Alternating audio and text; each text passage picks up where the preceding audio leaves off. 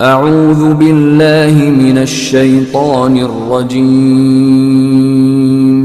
بسم اللہ الرحمن الرحیم قد نرى تقلب وجهك في السماء فلنولينك قبلة ترضاها فول وجهك شطر المسجد الحرام وحيث ما كنتم فولوا وجوهكم شطره وإن الذين أوتوا الكتاب لا يعلمون أنه الحق من ربهم وما الله بغافل عما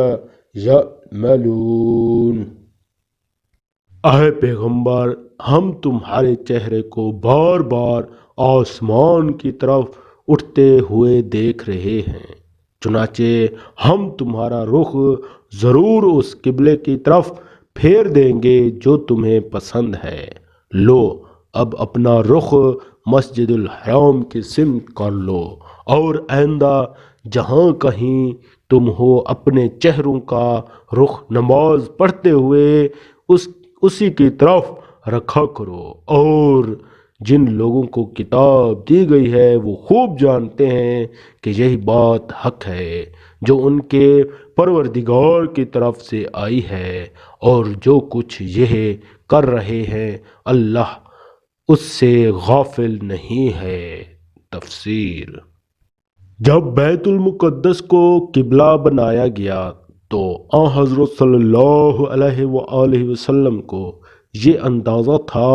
کہ یہ حکم عارضی ہے، اور چونکہ بیت المقدس کے مقابلے میں زیادہ قدیم بھی تھا، اور اللہ سے حضرت ابراہیم علیہ السلام کی یادیں بھی تھیں وابستہ تھیں، اس لیے آپ کے طبی خواہش بھی یہی تھی کہ اس کو قبلہ بنایا جائے۔ چنانچہ حضرت صلی اللہ علیہ وآلہ وسلم قبلے کی تبدیلی کے انتظار اور اشتیاق میں بھی کبھی کبھی آسمان کی طرف منہ اٹھا کر دیکھتے تھے۔ اس آیت میں آپ کی اسی کیفیت کو بیان کیا گیا ہے، یعنی اہل کتاب اچھی طرح جانتے ہیں کہ قبلے کی تبدیلی کا جو حکم دیا گیا ہے وہ بالکل برحق ہے۔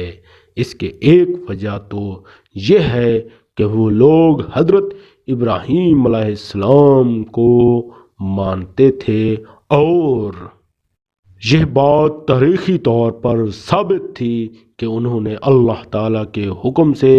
مکہ میں کعبہ تعمیر کیا تھا، بلکہ بعض